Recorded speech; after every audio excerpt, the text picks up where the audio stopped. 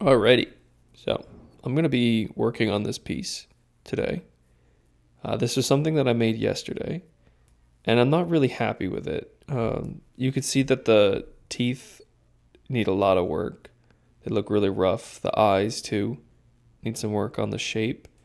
The jowls and even the legs are, well, they're just not the right shape. They look a little amateurish in some areas. So today I'm going to be putting a little bit of time into reshaping things. You can see I start with the feet, and I work on these for quite a while. And this overall is really an important concept that I struggle to impress upon people. A lot of studios say, oh, you need time to learn ceramics. Ceramics take time. And they use that as a justification for why you need to take a 6 to 8 week course in order to learn throwing or mug making or whatever. And we try not to do that at our studio. We let our students self-regulate. If somebody gets the bug and they want to come back and they want to work on their pieces, it's not hard to convince them to do so. We don't really have to trap them. Whereas if somebody's not feeling a piece, that's the tough thing, is explaining to somebody like, hey, if you so feel compelled, you can come back and you can edit this. I know you're not happy with it. And that's really, I don't think it's something that everyone's going to want to do. It's tough. For example, the way I felt at the end of this, I had been working on it for probably 2 or 3 hours, which is about the length of one of our hand building classes.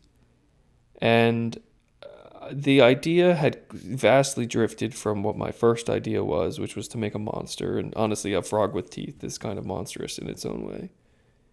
But it wasn't quite what I set out to make. And I was tired.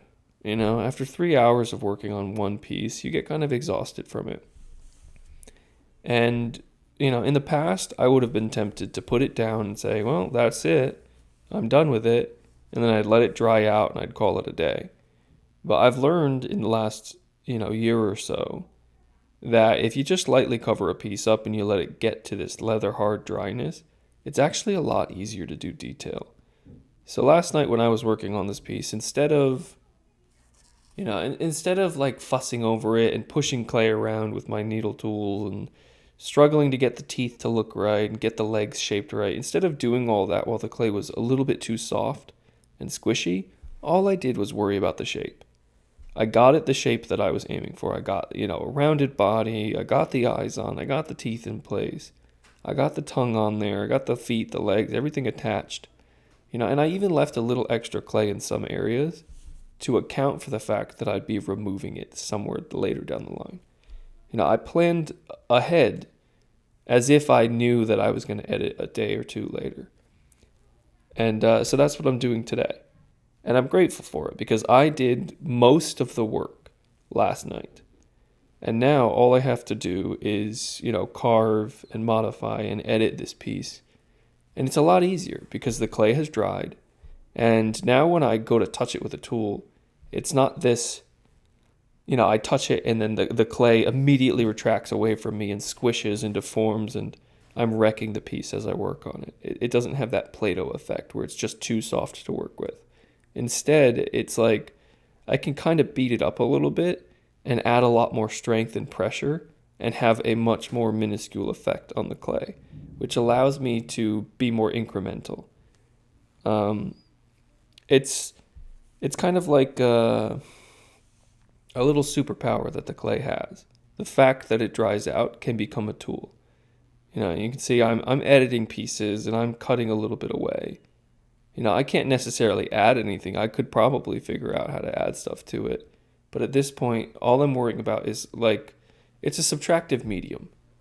I always say that when you're throwing, you're not throwing the final shape. You're throwing a block of marble that will be carved into the final shape when you set out to trim. And with hand building, it can be the same way. Like typically, you'll want to end the night with the final piece done. But sometimes, you're 3 hours in and you're tired and you're ready to be done. And that's okay. You can come back the next day while the clay is dry and you can carve away at it. It becomes a subtractive piece now. And that's what I'm doing today. Some of the techniques you're seeing is I'm kind of relying on these three main tools. I've got a needle tool, I've got a rubber tool, and I've got a paintbrush. The paintbrush I dip in water, and then I just kind of lather it over the surface. You can see I sort of lather it, and then I'll use my finger to sort of rub out any texture that I don't want. I could even kind of scrub into some of the crevices with the paintbrush and get those little tiny bits and burrs of clay that get left behind by the rough carving tools.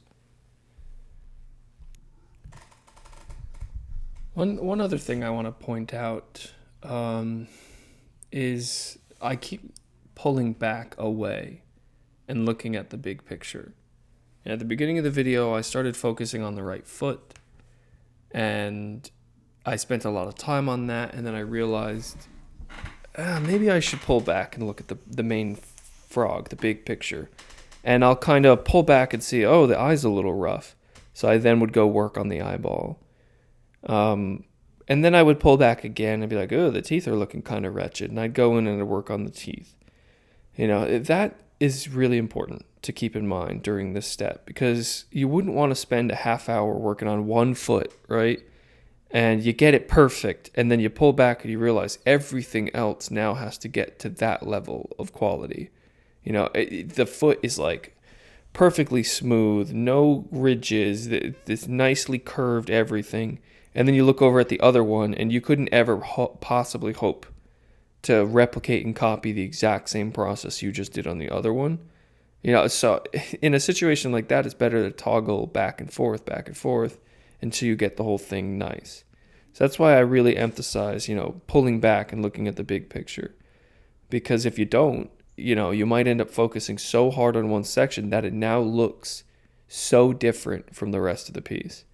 So I make a point to kind of wander around.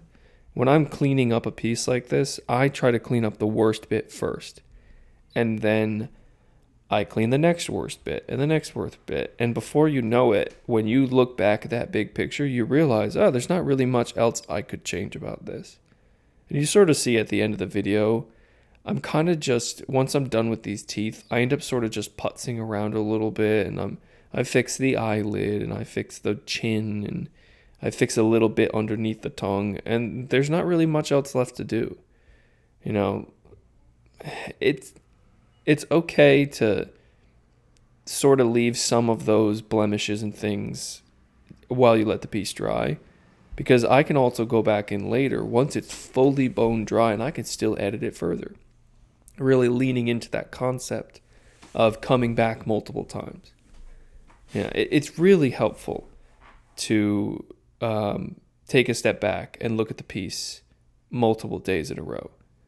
I'll probably pick something else up before this frog is done. I'll make another thing, and I'll come back to this frog and see, like, oh, I could have fixed this thing or that thing about it.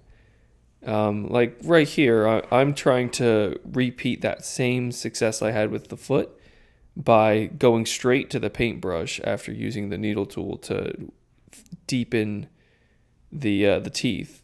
But it's just not quite working. So I'm toggling between all of my different tools, and I'm switching to the needle tool to deepen the crevices, and then I got to fix the jagged edges with the paintbrush, and then the paintbrush kind of creates a shape that I didn't like, so I got to go back in with the needle tool or use the rubber tool.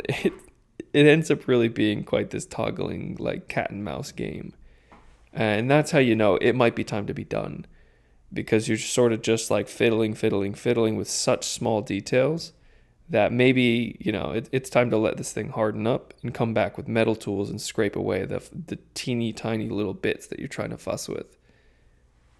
So I decided to once again step back and switch over to fixing this eye up and fix this face. Like I said before, I'm sort of just putzing around at this point. And I almost forgot. I wanted to add this Courage the Cowardly Dog cavity in the tooth, because I think that's just so charming that he has this giant hole in his front tooth. I always liked that detail about the character. And I decided to transfer that over to my little grody frog. Well, that's it for now. Thanks for tuning in, and I hope you enjoyed listening to me ramble about the process. Until next time.